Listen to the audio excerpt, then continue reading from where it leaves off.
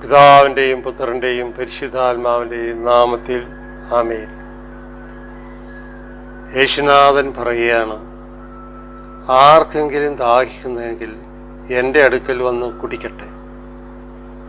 എന്താണ് ദാഹം?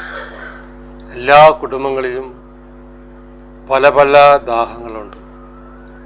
രോഗമായ ദാഹം, രോഗം മാറാനുള്ള ദാഹം, ജോലി കിട്ടാത്തതിൻ്റെ ദാഹം, കടബാധ്യത മാറാത്തതിൻ്റെ ദാഹം, മക്കൾ പഠിച്ചിട്ട് ജോലി കിട്ടുന്നില്ലല്ലോ എന്നുള്ള ദാഹം,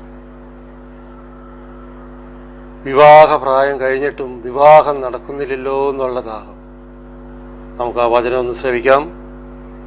യോഹന്നാന്റെ സുവിശേഷം 7-ാം അധ്യായം 37-ാം വാക്യം. തിരുനാളിൻ്റെ അവസാന മഹാദിനത്തിൽ യേശു എഴുന്നേറ്റ് നിന്ന് ഉച്ചത്തിൽ പറഞ്ഞു.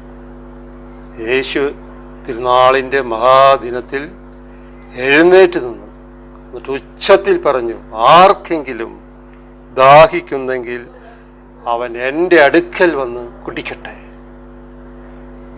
എൻ്റെ അടുക്കൽ വന്ന് കുടിക്കട്ടെ. എന്താണ് ഇതിൻ്റെ അർത്ഥം? ദാഹിച്ചിട്ട് വെള്ളം കുടിക്കട്ടെ എന്നാണോ? അല്ല.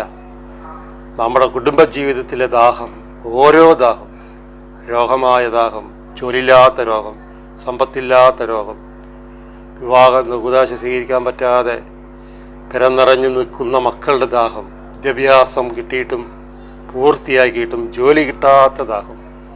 ഈ ദാഹം ആർക്കെങ്കിലും ഉണ്ടെങ്കിൽ ദൈവപുത്രൻ്റെ അടുത്തേക്ക് വരാൻ യേശുനാഥൻ കൽപ്പിക്കുകയാണ്.